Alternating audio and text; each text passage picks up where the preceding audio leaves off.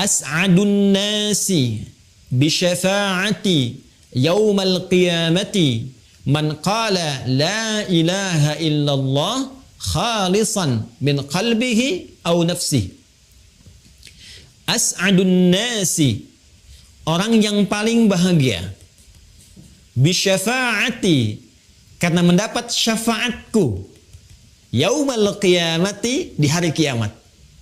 Ini yang pertama ya. Jadi ini rumus umum yang pertama, orang-orang yang berpotensi bahagia mendapatkan syafaat dari Nabi Muhammad SAW di kalangan umatnya, yaitu orang yang pertama gemar mengumpulkan amal soleh dalam misi kehidupannya. Sekarang kita masuk pada yang kedua, yang spesial. Kita balik bertanya, ya Rasulullah SAW, kalau saya ingin mendapatkan kunci cepat, shortcutnya, ya biasanya kan orang pengen yang istimewa, yang cepat, ya, yang bisa lewat dengan cepat, ya, bisa bypass dan sebagainya. Ada nggak? Maka disinilah setelah yang umum dirincilah amalan-amalan spesifik yang mempercepat seseorang bisa mendapatkan syafaat. Siapa yang mendapatkan syafaat itu? Dari mana syafaat itu berasal? Dan bagaimana kita bisa mendapatinya? Ini yang menjadi concern pembahasan kita dalam kesempatan saat ini. Dan sebelumnya tentu kita akan mengakui bahwa, mohon maaf, setiap hamba Allah itu pasti berpeluang melakukan kesalahan. Tidak ada hamba Allah yang tidak punya salah. Ingat ya, sepanjang manusia dan dia bukan nabi, bukan rasul yang punya sifat maksum. Nabi, Rasul punya sifat ma'sum, terjaga dari kesalahan. Kita bukan Nabi, bukan Rasul. Itu pasti tidak akan lepas dari kesalahan. Karena itu sebutan yang melekat kepada manusia, dari 5 nama yang diberikan oleh Allah, salah satunya ada kata bashar. Ya, ada kata bashar. Bashar disebutkan 35 kali dalam Al-Quran. Jadi kita disebut dengan 5 nama. Ada bashar, misalnya, Qul innama ana basyarum mithlukum. Atau Quran surah ke-15 ayat ke-28. Wa idh qala rabbuka lil malaikati inni khalikum bashara. Ya, disebutkan 35 kali dalam Al-Quran. Kadang disebut dengan ins. Ins disebutkan 18 kali pasangan ini dalam Al-Quran berpasangan dengan jin. Ya ma'syaral jinni wal ins wa ma khalaqtul jinna wal ins. Kadang disebutkan dengan al-insan, ya, wal 'asr innal insana lafi khusr. Ya, kadang disebutkan dengan menggunakan an-nas, ya, qul a'udzu birabbin nas. Kadang disebutkan dengan menggunakan bani Adam. Ya bani Adam khudhu zinatakum 'inda kulli masjid. Semua penyebutan ini itu punya makna tertentu yang saling melengkapi makna-makna yang terkait dengan aktivitas kemanusiaan dan sifat-sifatnya. Kenapa manusia disebut dengan bashar? Ingin menunjuk kepada tampilan fisik dan keadaannya yang memiliki nafsu. Jadi kalau malaikat dicipta dengan jiwa takwa saja, karena itu malaikat tidak punya peluang berbuat salah. Quran surah ke-66 di ayat yang ke-6. La ya'sunallaha ma amarahum wa yaf'aluna ma yu'marun. Malaikat itu, yaitu materi penciptaannya dari jiwa takwa, karena itu sempurna, kecenderungannya baik saja. Kata Allah, malaikat tidak punya peluang berbuat maksiat, menyalahi ketentuan, ya, kemudian mengerjakan tugas sesuai dengan tupoksinya. Anda tidak akan pernah mendengar malaikat, misalnya, mohon maaf, malaikat Jibril korupsi ayat, nggak pernah dengar kan ya? Atau malaikat Israel tertukar mencabut nyawa, kan tidak mungkin terjadi. Jadi kalau kita mengharap kesempurnaan, itu di malaikat. Lawannya ada makhluk yang diciptakan dengan nafsu saja, seperti hewan misalnya. Ya, belakangan kemudian dikompori oleh setan. Karena itu di Al-Quran malaikat dengan setan jumlahnya itu sama. 88. Malaikat disebutkan 88 kali, setan disebutkan 88 kali. Jadi malaikat jiwanya takwa saja, hewan itu nafsu saja. Nah, manusia itu menggabungkan keduanya. Saat tercipta keadaannya, ada jiwa takwanya yang cenderung pada kebaikan, sisi lain ada nafsunya yang nama lainnya disebut dengan fujur itu. Ya, Quran surah ke-91 Asy-Syams di ayat 7 sampai 10. Wa nafsin wa ma sawwaha fa'alhamaha fujuraha wa taqwaha. Jadi setiap yang bernama manusia itu pasti ada dorongan-dorongan kebaikan, jiwa takwa. Nanti yang didorong oleh malaikat, malaikat mendorong jiwa takwa kita supaya bangkit. Karena itulah ketika tadi ditampilkan misalnya ada pesantren begini, keadaan begini, itu sepanjang masih ada nilai kemanusiaan dalam dirinya, itu pasti ya pasti akan ada dorongan kebaikan untuk merespon, walaupun responnya mungkin akan berbeda-beda, tapi minimal dia akan merasa. Ya, dengar suara adzan, nah itu ada pancaran dalam jiwanya, itu jiwa takwanya untuk merespon itu semua. Sisi lainnya ada fujur, nafsu. Ini yang diprovokasi oleh setan, diberikan was-was. Ya, nafsu ini nanti sebagai lawan dari takwa. Jadi kalau ada sifat jujur, nanti di nafsu ada dusta misalnya. Ya, kalau di takwa ada sabar, di nafsu ada marah. Demikian seterusnya, saling berkompetisi. Nah, yang paling menarik karena dalam diri manusia itu ada nafsu, maka konsekuensi yang terjadi, Quran surah ke-12 Yusuf ayat 53. Wa ma ubarri'u nafsi innan nafsa la'ammaratun bisu. Ya, sungguh aku tidak bisa mengatakan diriku itu orang suci. Kenapa? Karena masih ada nafsu. Sedangkan nafsu kecenderungannya diprovokasi oleh setan untuk mengajak kepada hal-hal yang buruk. Ya, illa ma rahima rabbi, kecuali yang dirahmati Allah. Itu para nabi yang terjaga tadi. Karena itulah, karena manusia memiliki kecenderungan nafsu, tidak lepas dari kesalahan, otomatis dalam kehidupannya pasti berbuat salah. Pasti. Ya. Nah, ketika kita datang ke dunia ini, kemudian kembali kepada Allah Subhanahu wa Ta'ala setelah berpetualang, mencari bekal, berkehidupan, dimanapun kita beraktivitas, pasti ada jejak-jejak kehidupan yang pernah ditapaki oleh sifat takwa, melahirkan kebaikan, itu yang disebut dengan amal soleh. Sisi lain, ada jejak-jejak hitam yang ternoda, yang disebut amal salah itu, yang bersumber dari nafsu. Sekarang siapa yang bisa memastikan saat ini, pada diri kita semua, bahwa kebaikan kita, kesolehan kita, itu lebih besar dibandingkan kesalahan kita? Siapa di antara kita yang bisa memastikan bahwa dalam hidup ini salahnya sedikit? Atau nggak punya salah sama sekali? Sampai sore ini saja, jam 4:05, dari pagi kita bangun sampai sekarang, berapa kali, saya tidak katakan kita, mata ini melihat yang salah berapa kali? Lihat handphone, ya, ternyata ada gambar yang tidak pantas, ada video yang tidak elok untuk dilihat, itu baru mata. Berapa kali pikiran kita berbuat keliru berpikir sampai dengan detik ini? Berapa kali telinga mendengar yang keliru? Ya, sampai ke ujung kaki, kalikan berapa tahun kita menjalani kehidupan, berapa bulan, berapa hari terbayang, dan dalam saat yang bersamaan kita masih mengharapkan surga. Saat bersamaan kita bisa mengharapkan rahmat Allah Subhanahu wa Ta'ala. Nah, dalam rahmat itulah sebelum kita bertanya kepada Allah, Allah memberikan jawaban. Dengan sifat rahmannya, dengan sifat rahimnya, ada peluang-peluang hamba Allah. Sekalipun boleh jadi pernah melakukan kesalahan-kesalahan di muka bumi, atas rahmat Allah tertentu, maka diturunkanlah satu penggenapan dari amalannya, yang dengan itu bisa meringankan dosa-dosanya, atau bahkan menghapuskannya, memaafkan kesalahannya, dan menjadi perantara untuk mendapatkan rahmat yang terbaik. Itulah yang disebut dengan syafaat. Dan dari sini kemudian, di Quran, surah Az-Zumar, ya, surah ke-39, di ayat yang ke-44, Allah menyampaikan, Qulillahu syafa'atu jami'a. Ya, qulillahu syafa'atu jami'a. Allah minta kepada Nabi Muhammad sallallahu alaihi wasallam untuk memviralkan. Ya, ini bahasa orang sekarang, ya, untuk memviralkan kepada semua umatnya, terus berkelanjutan di setiap generasi, bahwa hey, jangan bersedih, jangan putus asa. Karena dari sekian banyak hal yang kita lalui dalam kehidupan, saat berpulang kepada Allah, setiap hamba punya kesempatan untuk meraih penggenapan rahmat dari Allah Subhanahu wa Ta'ala yang bisa meringankan, bahkan menghapuskan dosa-dosanya, kesalahan-kesalahannya, sehingga dengan itu mendapati rahmat Allah Subhanahu wa Ta'ala. Apa kata Allah? Qul, katakan Muhammad sallallahu alaihi wasallam, qulillahu, ya, asy-syafa'atu jami'ah. Katakan Muhammad sallallahu alaihi wasallam, milik Allah lah. Milik Allah lah asy-syafa'ah. Nah, ini syafaat. Kalau kita kembalikan ke arti tadi, milik Allah lah syafaat. Segala perantara yang dapat meringankan, ya, yang dapat menghapuskan kesalahan-kesalahan, dosa-dosa, permohonan untuk mendapatkan rahmat, penggenapan semua anugerah dari Allah Subhanahu wa Ta'ala. Katakan Muhammad, semua bentuk ini, semua dalam bahasa Arab, semua hal yang terkait dengan satu hal tertentu, semuanya bersifat holistik, komprehensif, itu bahasa Arabnya jami' namanya. Ya. man ittasala fi hadzal silk al-YouTube fi hadzal masa jami'an. Saya ingin katakan semua yang terhubung lewat channel YouTube di kesempatan sore hari ini, semua Anda, mencakup Anda, ya, dengan status sosial apapun. Itu bahasa Arabnya menggunakan kata jami'an.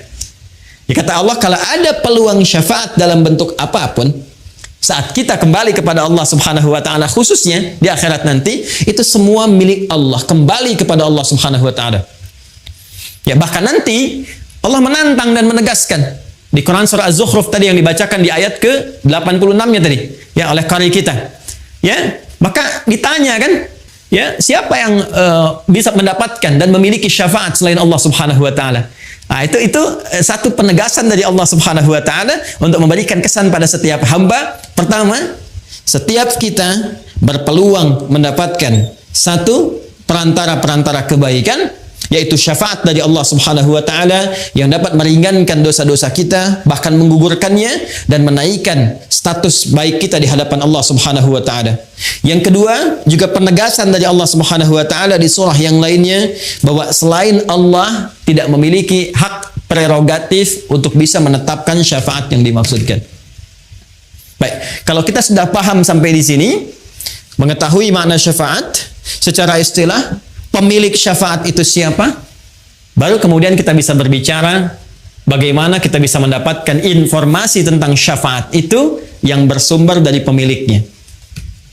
Yang bersumber dari pemiliknya. Mari kita lacak, Bapak Ibu sekalian, ke Quran dulu.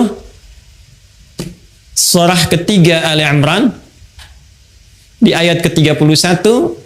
Setelah ini nanti baru kita akan masuk dalam turunan hadis-hadis Nabi sallallahu alaihi wasallam. Qul in kuntum tuhibbunallaha fattabi'uni yuhibbukumullahu wa yaghfir lakum dzunubakum. Baik, mari kita fokus pelan-pelan. Kembali ke makna syafaat yang tadi kita sampaikan. Ya, syafaat adalah satu anugerah, penggenapan dari amalan, pemberian ampunan, pemaafan dari kesalahan-kesalahan, perantara untuk mendapatkan rahmat Allah Subhanahu wa taala. Kalau kita ambil semua hal tadi, semua makna tadi, bukankah ini mengarah kepada cinta Allah Subhanahu wa taala? Yang menariknya, formulasi cinta dalam Al-Quran ketika seorang hamba mendapatkan cinta Allah, itu formulasinya, raihan yang didapatkan pertama kali adalah buah-buah dari syafaat. Buah syafaat itu kan ampunan Allah tadi kan? Ya, pemaafan dari kesalahan, peringanan dari dosa-dosa, bahkan penghapusannya. Itu ternyata ketika kita lihat di Al-Quran, buah dari syafaat ini yang tadi disebutkan, itu lahir dari cinta Allah kepada hamba. Nah, formulasi cinta ini disebutkan langsung dalam Al-Quran serta konsekuensi untuk mendapatkan buah cinta tadi atau hasil dari syafaat. Ya. Yuk kita lihat Quran surah ketiga ayat 31. Qul, katakan Muhammad sallallahu alaihi wasallam, in kuntum tuhibbunallaha, jika kalian, jadi umat Muhammad sallallahu alaihi wasallam, sebagaimana dituliskan dalam tema kita, umat Muhammad sallallahu alaihi wasallam, ya, tuhibbunallaha, kalian serius mencintai Allah. Qul in kuntum tuhibbunallaha, jika kalian serius mencintai Allah Subhanahu wa taala, lihat kata kuncinya, fattabi'uni, maka buktikan cinta itu, buktikan komitmen cinta itu, fattabi'uni, dengan cara cepat mengikuti aku, yakni mengikuti tuntunan Nabi sallallahu alaihi wasallam. Teruskan dulu, yuhibbukumullahu, ini clue-nya. Yuhibbukumullahu, maka orang-orang yang mampu mengikuti tuntunan Nabi dalam kehidupannya, dalam dia beraktivitas, dalam dia mengerjakan segala hal, yuhibbukumullah, dia akan berpeluang mendapatkan cinta Allah Subhanahu wa taala. Dan buah dari cinta itu, wa yaghfir lakum dzunubakum, dan dengan itulah Allah akan berkenan memberikan ampunan dari semua dosa-dosa yang pernah ia lakukan. Perhatikan kalimatnya, yuhibbukumullah, Allah akan mencintai kalian. Ketika cinta diberikan, yaghfir lakum dzunubakum, yang pertama Allah berikan pada orang-orang yang mendapatkan cinta Allah, ternyata bukan materi dunia, bukan kedudukan, bukan harta benda, awas hati-hati, tapi ampunan dari semua dosa-dosa. Ini bentuknya jamak. Dzambun itu bentuk tunggalnya, dzunubun bentuk jamaknya. Ketika Allah mencintai seorang hamba, kata Allah yang pertama diberikan ampunan dari semua dosa-dosanya. Bukankah ampunan dari segala dosa itu adalah buah dari syafaat? Ya? Ya kalau kita lihat tuh, ya bagaimana hubungannya tuh, ya gambarannya. Dari syafaat tadi telah kita uraikan. Kemudian syafaat gambaran dari cinta Allah. Orang yang cinta Allah diminta untuk membuktikan cintanya dengan mengerjakan amalan tertentu. Lantas turun cinta itu. Ketika cinta diberikan, maka buah dari syafaat itu ampunan dari semua dosa yang menggenapkan semua amalan itu diberikan oleh Allah Subhanahu wa taala. Nah, jadi kalau ingin kita katakan siapa yang berpeluang mendapatkan syafaat itu, maka dijawab oleh ayat ini fattabi'uni, yaitu orang-orang yang mau mengikuti tuntunan atau petunjuk Rasulullah sallallahu alaihi wasallam, Nabi Muhammad sallallahu alaihi wasallam. Ya, karena itu sudah tepat kalau panitia memberikan judul dengan itu syafaat untuk umat Nabi Muhammad sallallahu alaihi wasallam.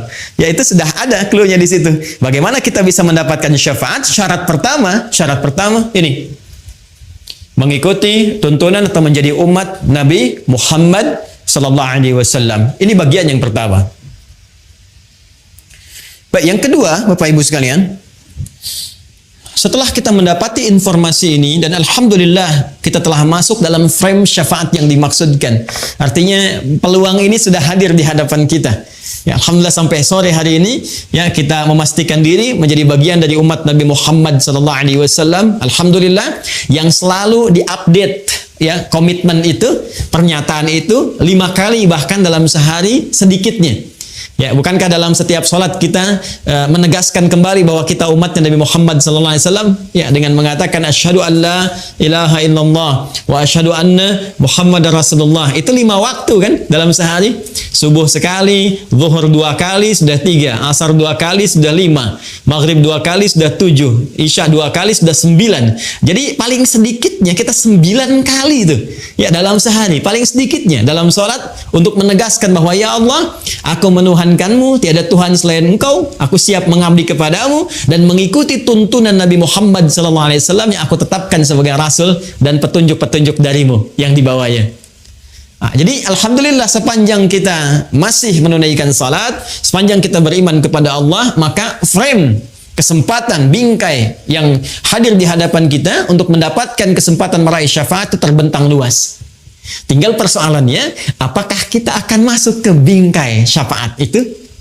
Ya, jadi pintunya sudah ada. Ya, ini dikasih ini setiap kita nih. Silahkan, ini ada pintu syafaat. Mau dibuka nggak? Ya, jadi sangat sayang sudah diberikan peluang, pintunya ada, Anda nggak buka. Jadi yang salah bukan Allah. Yang salah bukan Rasulullah. Ya, karena itu sangat berbahagia jika seseorang berpetualang dalam kehidupan di muka bumi, lalu pintu syafaat diberikan dan dia mau membuka pintunya. Ah, sekarang bahasan selanjutnya ini menjadi pamungkas dari sesi pembahasan kita saat ini. Seperti apa gambaran kunci-kunci yang diberikan kepada kita untuk membuka pintu syafaat itu sehingga melahirkan kebahagiaan bagi kita karena dapat memasukinya. Untuk membuka pintu itu kita butuh kunci-kuncinya. Nah, kunci ini yang akan kita urai di kesempatan kali ini untuk mendapatkan syafaat Nabi Muhammad SAW khususnya saat kembali kepada Allah Subhanahu wa taala. Karena terkait dengan kunci-kunci pintu syafaat yang ditugaskan oleh Allah kepada Nabi Muhammad SAW untuk disampaikan kepada kita. Karena itu kita akan berinteraksi dengan keterangan Nabi SAW, ya khususnya terkait dengan hal-hal yang berkelindan dengan persoalan syafaat. Karena keterangan Nabi SAW ada dalam hadis, karena itu kita coba lacak dalam kitab-kitab hadis Nabi Muhammad SAW. Baik, satu. Ya, kita sekarang akan masuk ke kunci-kunci pembuka pintu syafaat. Ya. Satu, ada dalam hadis riwayat Al-Bukhari. Dalam topik yang ketiga. Jadi ada 97 topik atau 97 kitab di Sahih Al-Bukhari. Topik yang ketiga, nomor hadis 99. Bab yang ke-33. Babul hirfi 'alal hadis. Ya, bab semangat untuk mencari dan mempelajari hadis, riwayat dari sahabat Abu Hurairah radhiyallahu taala anhu. Saya langsung cepat ya. Rasulullah SAW pernah menyampaikan dalam hadis ini, perhatikan kalimatnya, as'adun nasi bi syafa'ati yaumal qiyamati Man qala la ilaha illallah khalisan min qalbihi aw nafsihi. As'adun nasi, orang yang paling bahagia, bisyafaati, karena mendapat syafaatku, yaumal qiyamati, di hari kiamat. Baik, satu, saya kembalikan. Man qala la ilaha illallah khalisan min qalbihi aw nafsihi, ialah orang yang mampu dengan ikhlas. Awas. Orang yang mampu dengan ikhlas, dengan tulus mengucapkan la ilaha illallah, ikhlas bersyahadat, min qalbihi aw nafsihi, yang bersumber langsung dari kalbunya, dari jiwanya. Bersumber dari jiwanya. Ini penting saya jelaskan Bapak Ibu sekalian. Bagaimana ciri seseorang yang mengucapkan syahadat bersumber dari jiwanya? Karena setiap muslim, tadi saya katakan, itu berpotensi mengucapkan kalimat syahadat. Artinya semua orang berpeluang mendapatkan syafaat. Tapi tidak semua yang mengucapkan syahadat di lisannya itu bisa bersumber dari hatinya. Bahkan nanti turun Quran surah ke-49. Jadi ada orang-orang, sekelompok orang Arab Baduy datang kepada Rasulullah ingin mengatakan, "Ya Rasulullah, kami telah beriman, kami telah mengimplementasikan syahadat di lisan sampai masuk ke dalam qalbu." Turun jawaban.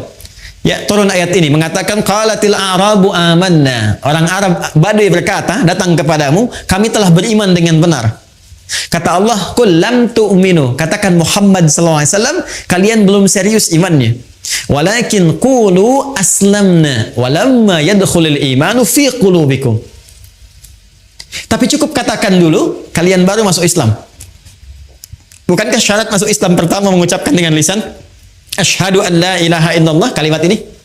Asyhadu an la ilaha illallah wa asyhadu anna Muhammadar Rasulullah. Itu kan di lisan. Ketika diucapkan di lisan, sah dia sebagai muslim. Tapi persoalannya, apakah kalimat tadi yang disampaikan di lisan mengalir ke dalam jiwa kita? Ke hati kita? Ya, ini ada perbedaannya. Kata Al-Quran langsung ditegaskan, jika syahadat yang diucapkan itu mengalir sampai kepada kejiwanya, ya, maka ini akan melahirkan satu getaran dalam jiwanya, berbentuk sebuah keyakinan tanpa ragu terhadap apa yang ia yakini, yang ia peluk, yaitu Islam. Ya, keyakinan tanpa ragu itulah yang disebut dengan iman namanya. Orangnya disebut dengan mukmin namanya. Nah, ciri-ciri orang yang punya iman, yang bernama mukmin itu, ini punya cirinya. Ketika syahadatnya sampai ke dalam jiwanya, kemudian masuk ke dalam jiwa takwanya, yang tadi saya sebutkan di awal, dia menjadi mukmin, bukan sekedar muslim. Ya, dia punya iman, keyakinan tanpa ragu dalam jiwanya, maka getaran keimanan ini itu akan menjadi cahaya yang memberikan bimbingan kepada setiap anggota tubuhnya untuk melakukan perbuatan sesuai dengan bimbingan imannya. Perbuatan dalam bahasa Arab disebut dengan amal. Bimbingan iman yang mengiringi perbuatan itu, yang ditetapkan, disetujui oleh Allah, dianggap baik oleh Allah, disebut dengan salih namanya. Maka muncullah di sini istilah amal saleh. Amal saleh. Karena itu setiap kita menemukan kalimat iman dalam Al-Quran, itu seringkali diiringi dengan kata amal saleh. Sekarang tiba waktu asar kan? Tadi kan kita salat asar ya? Sekarang surah Al-Asr, lihat ayat surah ke-103. Wal asr. Ya, wal asr. Aku bersumpah, kata Allah, demi kesempatan waktu yang diberikan pada setiap hamba. Asar itu bukan sore. Asar itu setiap kesempatan yang diberikan oleh Allah kepada kita untuk beraktivitas. Innal insana lafi khusr. Setiap manusia itu berpeluang rugi karena tak mampu menggunakan kesempatan yang aku berikan, kata Allah, untuk meniti aktivitas yang baik. Illal ladzina amanu, kecuali orang-orang yang menjadikan waktu tadi sebagai momentum untuk mengkreasikan dengan imannya. Illal ladzina amanu, disebut iman dulu. Lalu setelah dia punya iman, apa dampaknya? Wa amilus salihat. Iman itu akan membimbing dia untuk mengerjakan semua perbuatan-perbuatan baik. Karena itulah Bapak Ibu sekalian, orang yang berucap dengan lisannya syahadu an la ilaha illallah, kemudian sampai kepada jiwanya secara tulus, secara ikhlas, itu akan tampak semua karakternya dari setiap perilakunya. Jadi kalau kita ingin mengecek apakah keimanan sudah sampai kepada jiwa, itu bisa dilihat dari perilaku kita. Apakah iman itu memancarkan cahaya yang membimbing anggota tubuh kita untuk bersikap? Akan kelihatan. Akan nampak dari perilaku seseorang. Sekarang kita cek. Di dalam Al-Quran, itu semua fungsi tubuh kita, itu seringkali didampingi dengan pendampingan iman. Kita lihat Quran surah ke-24 misalnya, ya, ayat 30 untuk laki-laki, 31 untuk perempuan, ketika menyebutkan fungsi mata. Qul lil mu'minina yaghuddu min absarihim. Katakan Muhammad sallallahu alaihi wasallam, pria-pria yang beriman itu pasti matanya hanya digunakan menatap yang baik saja. Bila yang ditatap itu tak baik, dia akan palingkan pandangannya.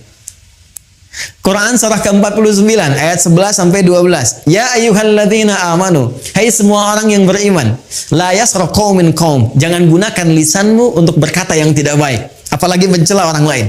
La yaghtab ba'dukum ba'dha, jangan bikin hoax, jangan bergibah. Ya, dari mata, dari mulut, lisan, tangan sampai ujung kaki. Ternyata ketika ini akan disebutkan fungsinya, perilakunya, Allah lebih dulu menyebutkan tentang ini cahaya imannya. Jadi mata orang beriman ketika digunakan pasti akan menatap yang baik-baik. Lisan orang beriman pasti akan bertutur yang baik-baik. Tangan orang beriman menggenggam yang baik sampai ujung kakinya. Nah, semua kebaikan yang dikerjakan karena petunjuk iman itu yang disebut dengan amal saleh. Jadi kalau ada orang yang ingin masuk dalam pintu syafaat, mendapatkan kunci yang pertama, secara singkat rumusnya adalah ini, la ilaha illallah dengan ikhlas yang ditandai dengan meningkatkan amal soleh dalam kehidupannya. Jadi kalau ada, mohon izin, mohon maaf ya, menu amal soleh yang dibentangkan di Al-Quran atau dalam hadis-hadis Nabi Sallallahu Alaihi Wasallam, baik itu misalnya salatkah, infakkah, sedekahkah, interaksi dengan Al-Qurankah, pada hakikatnya Bapak Ibu sekalian, itu adalah wasilah terbaik untuk mendapatkan syafaat kelak. Ya. Jadi kalau Anda bertanya bagaimana cara mendapatkan syafaat dari Nabi Sallallahu Alaihi Wasallam, hal yang pertama yang kita lakukan adalah, ayo kumpulkan amal soleh. Buru peluang amal soleh yang masih ada peluang kita dapatkan sepanjang kehidupan Allah berikan kepada kita. Ya, jadi ini kunci yang pertama, seseorang yang ingin mendapatkan syafaat dari Nabi Muhammad SAW khususnya, maka rumus umum yang pertama, sekali lagi saya katakan rumus umum yang pertama, artinya semua orang berpeluang mendapatkannya, ya, adalah mengumpulkan amal soleh dari semua peluang yang dibentangkan kepada kita dalam konteks kehidupan kita pada saat ini. Jadi silahkan Pak, ya, kalau nanti tiba waktu salat, ya kita membacanya bukan sekedar kewajiban, ini peluang saya mendapat syafaat nih. Kalau saya tinggalkan, saya malas-malasan, sekarang Anda merespon salat dengan malas-malasan. Coba bayangkan kalau di hari kiamat nanti syafaat yang didapatkan oleh Anda pun juga bersifat malas-malasan. Ya Rasulullah, saya ingin syafaatmu. Ya, malas nanti aja. Kamu tunggu giliran gitu kan. Ya, karena itu ketika disampaikan dalam Al-Quran, semua yang minta itu, yang ingin A, ingin B, ingin berdoa dan sebagainya, itu stimulusnya selalu amal soleh. Silahkan cek Quran surah kedua Al-Baqarah ayat 186. Ya, ketika Allah menyampaikan, wa idza sa'alaka 'ibadi 'anni fa inni qarib ujibu da'watad da'i idza da'an. Ya, jika hambaku bertanya kepadamu Muhammad SAW, ingin mendekat kepadaku, ingin berdoa, ingin meminta, ingin memohon, di antara permintaan itu kan kita minta syafaat, minta ampunan dosa, minta pemaafan dari kesalahan. Kata Allah, ujibu da'watad da'i idza da'an. Aku akan jawab doanya sepanjang dia bermohon. Ya, falyastajibu li wal yu'minu bi. Tapi, nah, yang paling utama kalau doa ingin cepat dikabulkan, ingin cepat aku jawab, ingin cepat aku respon, falyastajibu li. Maka respon seruanku, kata Allah. Wal yu'minu bi, lagi-lagi lakukan dengan iman. Ini, lakukan dengan iman. Jadi ketika Allah meminta kita, ya, menyeru kita lewat salat misalnya, ayo tunaikan salat, ada seruan harta lewat zakat, infak, sedekah, seruan interaksi dengan Al-Qur'an, itu sesungguhnya peluang tercepat yang mengantarkan kita pada jawaban doa dan puncaknya syafaat. Jadi kalau dengar suara azan, Allahu Akbar, Allahu Akbar, ini peluang syafaat nih. Katanya pengen ampunan dosa. Ya, ini peluang kebahagiaan nih. Makanya panggilan salatnya disandingkan dengan kebahagiaan. Bukankah Anda kalau sudah mendapatkan jawaban bahagia? Makanya ketika Anda bertanya, kenapa sih mesti sholat? Ya, hayya 'alas shalah. Ayo sholat, kenapa harus sholat? Jawabannya indah sekali. Allah tidak mengatakan itu kewajiban bagimu. Ini begini, ini begitu. Iya, hukum secara fikih kewajiban. Wajib kita mengerjakan. Kenapa dipaksa wajib? Hayya 'alal falah, supaya kamu bahagia. Di saking rahmannya Allah kepada kita, dijadikan salat itu wajib yang memaksa kita mendapatkan kebahagiaan yang kita inginkan. Nah, ini yang pertama ya. Jadi ini rumus umum yang pertama, orang-orang yang berpotensi bahagia mendapatkan syafaat dari Nabi Muhammad SAW di kalangan umatnya, yaitu orang yang pertama gemar mengumpulkan amal soleh dalam misi kehidupannya. Nah, sekarang kita masuk pada yang kedua, yang spesial. Kita balik bertanya, ya Rasulullah SAW, kalau saya ingin mendapatkan kunci cepat, shortcutnya, ya biasanya kan orang pengen yang istimewa, yang cepat, ya, yang bisa lewat dengan cepat, ya, bisa bypass dan sebagainya. Ada nggak? Maka disinilah setelah yang umum dirincilah amalan-amalan spesifik yang mempercepat seseorang bisa mendapatkan syafaat. Baik, yang pertama, mari kita kembalikan ke hadis Nabi Sallallahu Alaihi Wasallam. Qala Rasulullah sallallahu alaihi wasallam bima ma'na aulan nasi bi syafa'ati yaumal qiyamati aktsaruhum alayya salatan. Baik, tadi amalan umum, sekarang kita masuk kepada amalan cepatnya yang khusus. Orang yang paling utama, kata Nabi, aulan nasi, orang yang paling utama bi syafa'ati yaumal qiyamati, untuk mendapatkan syafaatku di hari kiamat, aktsaruhum alayya salatan, yaitu orang yang paling banyak di antara mereka bersolawat kepadaku, kata Nabi Muhammad sallallahu alaihi wasallam. Jadi kalau tadi masih umum sifatnya amal saleh, sekarang mulai khusus. Ya. Yang kedua adalah solawat kepada Rasulullah sallallahu alaihi wasallam, Muhammad sallallahu alaihi wasallam. Allahumma salli ala Sayyidina Muhammad wa ala alihi wa sahbihi. Allahumma salli ala Sayyidina Muhammad. Kita bacakan. Ternyata manfaat solawat itu bukan hanya menghadirkan feedback, ya, satu balasan balik, umpan balik kepada kita semua, berupa 10 kali lipat balasan dari Allah. Kan di hadis lain Nabi mengatakan, man shalla alayya salatan wahida sallallahu alaihi salawat. Siapa yang bersolawat kepada aku sekali solawat, maka Allah akan membalas kepada dirinya 10 kali lipat.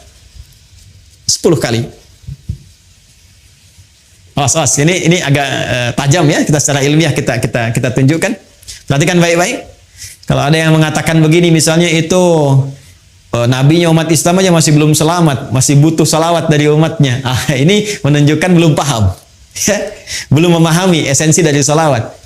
Ya, esensi salawat itu pada hakikatnya bukan untuk Nabi Muhammad, tapi kemuliaan Nabi itu yang melahirkan aura kebaikan yang dampaknya diberikan kepada kita. Jadi sebetulnya saat kita sedang bersolawat, ya itu kembali kepada kita manfaatnya. Menunjukkan kecintaan kepada Rasulullah itu melahirkan rahmat Allah, yang rahmat itu diberikan kepada kita 10 kali lipat dari ucapan yang kita sampaikan. Ya.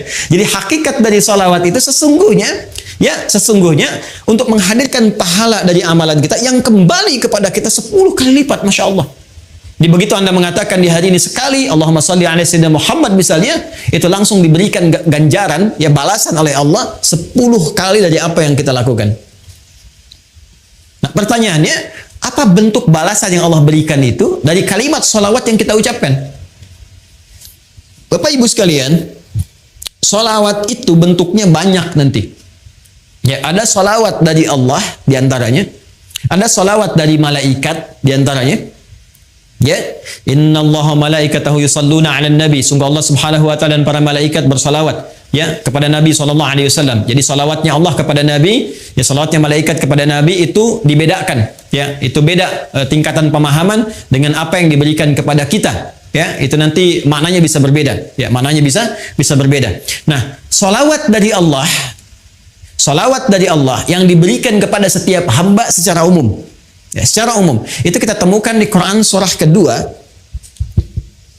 di ayat 157. Ulaika alaihim salawatum mir rabbihim wa rahmah wa ulaika humul muhtadun. Ada golongan-golongan yang mendapat ujian dari Allah, kemudian mereka bersabar dan mereka mendapat salawat dari Allah. Nah, sekarang apa pengertian salawat dari Allah itu? Langsung ditafsir dengan ayat Al-Quran. Perhatikan kalimatnya, dijelaskan oleh Allah, ulaika alaihim salawatum min rabbihim, mereka itulah orang-orang yang mendapatkan salawat dari Allah Subhanahu wa taala, wa rahmah, dan rahmat. Jadi bentuk salawat yang pertama itu bisa berupa rahmat. Sedangkan puncak rahmat itu, puncaknya itu ampunan Allah. Ya. Puncak dari rahmat Allah yang diberikan kepada hamba itu ampunan dari semua dosa. Masih ingat Bapak Ibu, tadi di awal saya katakan, ya, surah tentang syafaat itu yang punya Allah, bukankah di surat Az-Zumar di ayat 44 itu? Sekarang perhatikan Quran di surat yang sama, Quran surah ke-39 di ayat ke-53. Ayat ini turun merespon tentang seorang yang telah melakukan dosa besar, yang dia merasa putus asa. Wah, ini saya dapat gak ampunan dari Allah nih? Diampuni gak dosa ini nih? Dosa saya terlalu besar ini, terlalu banyak kesalahan yang saya perbuat. Tiba kemudian datang kepada Rasulullah turun ayat ini. Qul ya ibadiyalladzina asrafu ala anfusihim. Katakan Muhammad sallallahu alaihi wasallam kepada hambaku yang merasa israf. Mereka berbuat kesalahan yang sudah banyak dilakukan. Matanya, lisannya, telinganya, tubuhnya banyak berbuat maksiat dalam kehidupan. La taqnatu min rahmatillah. Jangan putus asa untuk mendapatkan rahmat Allah Subhanahu wa taala. Innallaha yaghfiru dzunuba jami'a. Kalau Allah sudah berikan rahmatnya, maka Allah ampuni semua dosa-dosa yang melekat pada hambanya. Jadi puncak ampunan Allah kepada seorang hamba yang berbuat banyak maksiat dan dia mau kembali kepada Allah adalah apa yang diberikan berupa ampunan total yang disebut dengan rahmat. Ya, sehingga ada yang mengartikan salawat dari Allah itu sifatnya ampunan, maghfirah, dan puncak dari maghfirah adalah rahmat. Ya, sedangkan rahmat itu disatukan dalam konsep salawatullah, salawat dari Allah. Quran surah kedua ayat 157. Ulaika alaihim salawatun rabbihim wa rahmah. Ya, sedangkan untuk mendapatkan salawat Allah ini cara cepatnya, shortcutnya kata Nabi, salawat pada Rasulullah. Ya. Siapa yang satu kali salawat kepada Nabi, maka Allah memberikan salawatnya 10 kali kepadanya. Masya Allah. Dalam sehari Allah turunkan rahmatnya kepada seorang hamba. Ya, saya rahmati engkau, saya ampuni dosamu, saya maafkan kesalahanmu. Jika ia tulus mengucapkan itu dalam kesehariannya. Ya, karena itu orang-orang soleh di masa lalu, bukan hanya ulama Pak, Bu. Ya, bukan hanya ulama, sampai ke level-level pemimpin. Ya, itu ada level pemimpin di masa era Turki Utsmani itu, yang sehari itu bisa ribuan salawat kepada Nabi. Ya, Allahumma shalli ala sayyidina Muhammad, Allahumma shalli ala sayyidina Muhammad di sela-sela yang senggang. Ya, Anda sambil kerjakan tugas, sambil bekerja yang kira-kira waktunya luang, perbanyak sholawat, sambil nunggu misalnya waktu sholat, perbanyak sholawat. Ternyata di antara manfaatnya ini berpeluang untuk mendekatkan kita meraih syafaat dari Rasulullah sallallahu alaihi wasallam. Ya, dan jalur dalilnya telah saya sebutkan. 3, saya agak cepat ya. Nanti kita berikan 3 atau 4 saja ya. Setelah itu mungkin ada satu sesi sedikit waktu untuk kita berdiskusi, saya perkenankan ya. 3 dengan cepat. Nah, ini yang paling menarik. Ini yang sangat banyak ini ya. Ini banyak dan ini bisa menambah syafaat lagi. Ya, kalau yang ini kan tadi ya Allah berikan lewat Nabi Muhammad, ya kan? Ya, kemudian juga peluang ini salawat kepada Nabi Muhammad SAW. Yang ketiga ini kalau kita lakukan selain Nabi Muhammad SAW yang diizinkan oleh Allah memberikan syafaat kepada pelakunya ini amalannya sekaligus memberi syafaat kepadanya. Ya. Jadi kalau kita bersalawat kan bukan salawatnya, ya kan? Ya, Rasulullah memberikan syafaat, ya diizinkan oleh Allah dengan salawat itu. Kalau ini tidak, kita mengerjakan amalannya, amalan itu dengan izin Allah memberikan syafaat kepada kita. Ya, bentuk amalannya. Apa itu? Interaksi dengan Al-Quran. Interaksi dengan Al-Quran. Masya Allah. Nah, interaksi dengan Al-Quran. Yuk kita bacakan hadisnya. Qala Rasulullah sallallahu alaihi wasallam, "Iqra'ul Qur'ana fa innahu ya'ti yaumal qiyamati syafi'an li ashabihi." Bacalah oleh kalian Al-Quran. Tingkatkan interaksi kalian dengan Al-Quran. Masya Allah. Nanti interaksi dengan Al-Quran dibagi 3 bagian. Ada yang membaca, memahami, ya, kemudian membaca, mengkaji, dan yang terakhir menghafalkan. Ya, menghafalkan. Ketiga-tiganya berusaha mengamalkannya. Dia mencintai Quran, dia berinteraksi dengan Al-Quran. Ini yang disebut ahli Quran. Ya, jangan salah paham ya Bapak Ibu ya. Ahli Quran itu bukan dibatasi yang hafal 30 juz, bukan. Ahli Quran itu yang punya kecintaan terhadap Quran dan bentuknya macam-macam. Ada dia belum hafal tapi rajin ngaji gitu. Rajin tiap hari. Satu hari ada yang 1 juz, satu hari ada yang 2 juz, satu hari ada yang 5 juz. Terus dia baca, bahkan meninggalnya pun sedang pegang mushaf. Ada yang begitu, Masya Allah. Ya. Ada lagi ahli Quran yang dia senang mengkaji. Hari ini aku ingin tahu makna surat Ad-Duha. Besok aku ingin riset surat Al-Insyirah. Rajin dia. Kaji, dia kaji, dia kaji, dia kaji. Yang ketiga ada ahli Quran yang alhamdulillah, Masya Allah, sekarang sedang banyak meningkat di Indonesia. Menjadi ahli Quran yang menghafal Al-Quran. Penghafal Quran.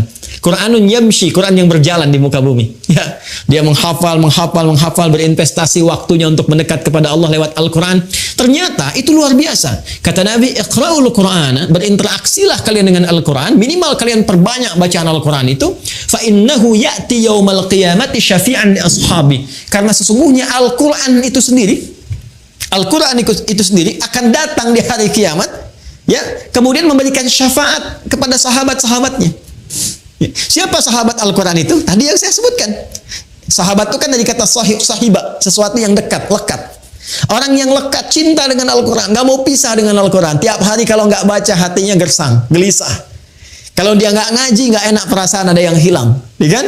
Kalau dia nggak murajaah, ada yang nggak enak. Itu yang seperti itu, Qurannya nanti, ya itu akan jadi syafaat bagi dia di hari kiamat. Bahkan hadis tentang ini begitu rinci. Kalau kita lihat di At-Tirmidzi misalnya, ya di At-Tirmidzi hadisnya lebih jelas sekali.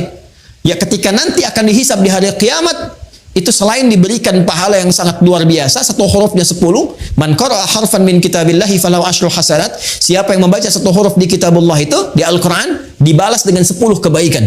Ya, langsung. Nanti saat kembali kepada Allah, Qurannya berkata, Allahumma hallih. Ya, sebelum ditempatkan dia ke surga dengan izin Allah Subhanahu wa taala ketika mendapat rahmatnya, kata Allah, ya, itu langsung Qurannya memohon kepada Allah, Allahumma halli, ya Allah, berikan hiasan pada dirinya, bedakan dengan yang bukan ahli Al-Quran. Ya, maka dipakaikan kepadanya mahkota kehormatan, tajul karamah. Diberikan mahkota. Ya, kemudian diperintahkan orang tua atau fasilitator yang menjadikan dia senang dengan Al-Quran, yang sama-sama mendapat rahmat Allah, diberikan pula. Kemudian Al-Qurannya berkata, ya Allah tambahkan lagi kepadanya. Ya, tambahkan kepada yang ahli Quran tadi. Bedakan dengan fasilitator. Fayul basu ilaihi libasal karamah. Maka dipakaikan jubah kehormatan. Jadi dia pakai mahkota kehormatan, pakai jubah kehormatan, dan dahsyatnya ketika akan masuk ke dalam surga setelah mendapatkan syafaat tadi yang Allah izinkan, itu turun langsung ayat menyampaikan. Di Quran surah ke-13 Ar-Ra'du ayat 23 sampai 24. Itu diparadekan, disambut oleh semua para malaikat di depan pintu surga. Jannatu 'adnin yadkhulunaha wa man salaha min abaihim wa azwajihim wa dzurriyyatihim wal malaikatu yadkhuluna 'alaihim min kulli bab. Salamun 'alaikum bima sabartum fa ni'ma 'uqbaddar. Fani'ma uqbaddar. Ya, kata Allah, ada nanti golongan sekeluarga besar, sekelompok akan masuk surga dari surga Aden. Kemudian disambut oleh para malaikat di depan pintu surga. Malaikat melewati. Kata malaikat, selamat ya, kalian telah sabar berjuang untuk mendapatkan kemuliaan ini. Sekarang silahkan nikmati tempat terindah yang paling nikmat yang belum pernah dijamah oleh siapapun dari makhluk Allah Subhanahu wa taala. Ahli Quran. Ahli Quran. Ya, bahkan nanti di hadis lain, ya, di hadis lain, Anda yang baru sampai Al-Baqarah saja dengan Ali Imran, itu diapresiasi langsung oleh Allah. Al-Qurannya itu, Al-Baqarah, Ali Imrannya menjadi pelindung kita di yaumil mahsyar. Syafaat pertama yang didahulukan. Itu kalau sudah begitu tanda-tanda kebaikan. Kan di hadis umum itu cuma 7 golongan kan? Masih dengar? Ya, masih ingat? Sab'atun yadhilluhumullahu fi dhillin yauma la dhilla illa dhilluh. Ada 7 golongan yang dilindungi, dinaungi di hari kiamat. Ya, saat proses hisab itu, saat semua orang tidak berpotensi mendapatkannya, 7 golongan dapat itu. Ya, al-imamul adil, ada pemimpin yang adil, dan terusan-terusan yang lainnya. Ya, tapi dari sekian banyak 7 golongan itu, ada orang yang punya khusus, spesifik, naungan khusus. Jadi kalau dia keluar dari naungan besar itu pun masih ada naungannya sendiri. Siapa itu? Adalah orang yang menjadi kerabat surah Al-Baqarah dan surah Ali Imran. Iqra'u Zahrawaini, kata Nabi. Banyak-banyakin kalian dekat-dekat dengan surah Al-Baqarah dan Ali Imran. Zahrawaini. Ya, fa'innahuma, maka sesungguhnya mereka berdua, ya, yaitu Al-Baqarah dan Ali Imran itu, keduanya akan menjadi 2 awan yang menaungi khusus. Ya, ghamamatan, ya, kedua awan yang menaungi khusus untuk hamba Allah ahli Al-Baqarah dan Ali Imran saat yaumul hisab itu terjadi. Ini syafaat. Jadi sekali lagi, ya, kalau kita persingkat dari bahasan dan waktu yang singkat ini, setiap orang yang ingin mendapatkan syafaat Nabi itu pintunya sangat berpeluang.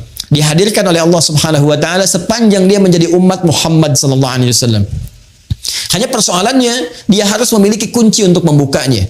Maka kuncinya terletak kepada amal-amal saleh. Dia bisa siapkan dari sekarang menu-menunya. Silahkan sepanjang punya kesempatan, Bapak Ibu sekalian rumuskan amal saleh yang bisa kita lakukan saat ini. 1, 2, 3 dan sebagainya. Sepanjang kita mampu.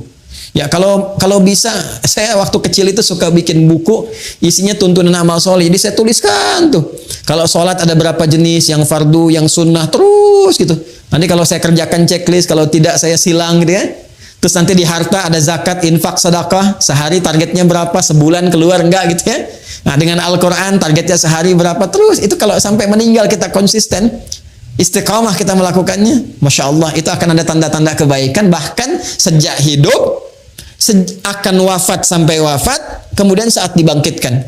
Dikumpulkan di surah ke-19 di ayat ke-15. Wassalamun alaihi yauma wulida wa yauma yamutu wa yauma yub'atsu hayya. Ini jaminan yang pernah diberikan kepada Nabi Yahya alaihissalam dan disampaikan kepada kita sebagai berita gembira untuk mengikutinya, yaitu umatnya Nabi Muhammad SAW.